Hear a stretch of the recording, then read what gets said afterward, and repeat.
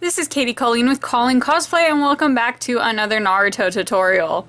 In this tutorial, I will be doing the waist bag seen on numerous Naruto characters. If you were instead looking for a tutorial on the leg bag or the box bag, I do have another tutorial on that, and I will link that in the description down below, and you can check that out. First, I'm gonna need to know how big to make this. So I got a tape measure and kind of got an idea of how far I wanted it to go down my waist from my waistline. You're also gonna need to know the width of the bag. From reference pictures, it looked like it was about a quarter of the waistline. So I took half the waistline from seam to seam, and then about half of that is going to be the width that I want for the bag. So for the depth, I got 7 inches.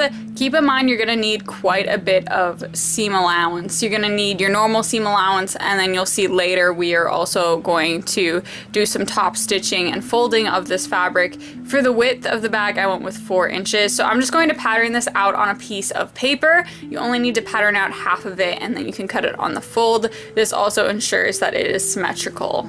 So I want this to be able to hold a lot into it, so you're also gonna have to decide how large you want that side portion of the bag. So that's gonna be determined here. I went with 2 inches for the side.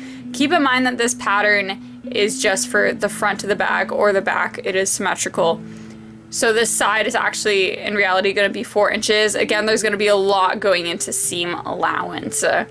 And to this side, I'm also going to add a dart. This gives it a more rounded shape, and then if you have it empty, it'll hold its shape better, and you don't have to constantly have it full of something to look not like an empty pita pocket. There's something else that we need to pattern for this, and that is the top flap that folds over the bag. So I'm going to mark the sides of my bag. You also want it to fold over the entire bag, so you also have to consider that side width. I chose a total of 4 inches, 2 inches for the front and 2 for the back. And with the top, you also are going to put, again, a lot into seam allowance. Now I can go ahead and cut these out. I am using a cotton, more of a canvas feel, but no stretch to it. I cut the bag portions on the fold so that they would be symmetrical, and I am going to line this to give it a better shape that it can hold. You could also put in a stiffener. So I'm going to cut out 4 of that bag pattern. 1 for the front, 1 for the back, and then for the lining, front and back. And I'm going to cut out 2 of the flap that folds over the top. Now, the first thing we are gonna do is do the darts. For the dart, I'm going to line up the pattern to my fabric, and I'm going to put just a tiny little cut on each end of the dart, on the bottom of the triangle that I drew on the pattern. Then I'm going to take a pin, and I'm going to stick that pin through the fabric and through the pattern so it's at the very top of that triangle. Then you can remove the pattern, and you now have your 2 marks that you made with scissors and your pin. Pull up on the pin, fold the fabric, and then match your 2 cuts you made with the scissors. This should make a small triangle, and you can see there's a little seam just down the side of that triangle, and you're gonna sew that seam to make the dart.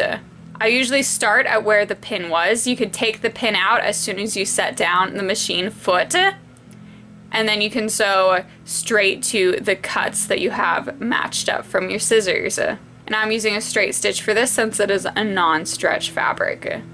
And I'm going to do a dart on each side of the front, each side of the back, and repeat again for the lining of the bag.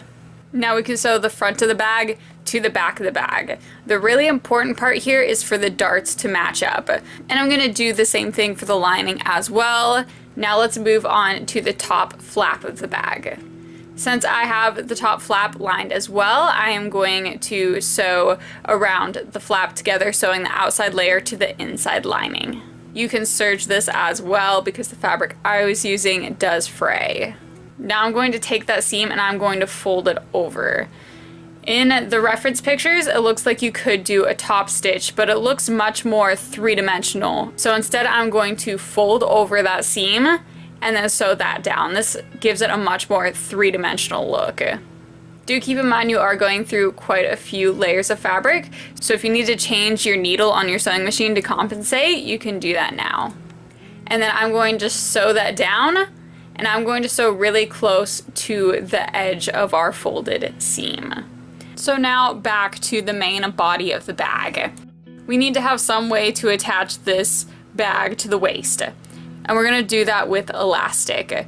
So I'm going to take 2 pieces of extra fabric, and I'm going to sew them on to just the outside layer. The way I'm going to do that is I'm going to take this strip of fabric and I'm going to fold it in half and sew that open end. This makes a tube of fabric, which you can then flip inside out, and you can attach that to the back of the bag. I am sewing a box with an X in it for these attachments. You probably don't need quite as much stitching, but this will definitely hold. And this is wide enough to allow for that 1-inch elastic to be threaded through both of them, and then that elastic can go around your waist. Now with that done, we can take the lining that we've made and we can insert it into the bag.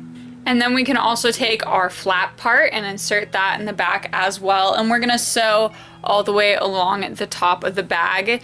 Do fold over the fabric so you don't have any raw edges. And you're just gonna sew straight over where that flap portion meets the bag. Now we are also going to top stitch around the edges of the bag.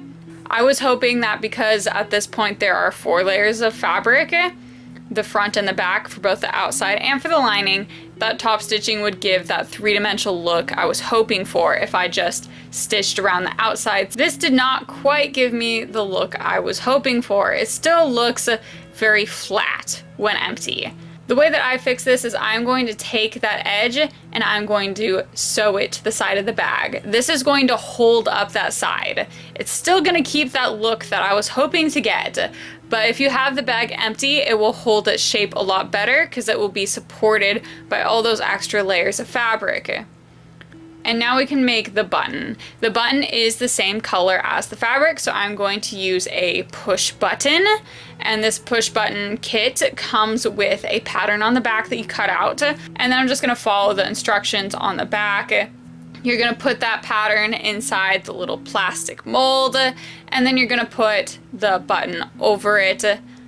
And in theory, you should be able to push the back of the button on with just your thumb. I have not gotten this to work well. Instead, I recommend that you push the back on and then you smash it with a hammer. And then I'm going to sew a buttonhole onto the flap of the bag. And then I can also hand sew the button onto the bag. And then you can measure the elastic around your waist and then sew the elastic together. If you have any questions, please feel free to leave them in the comments section down below.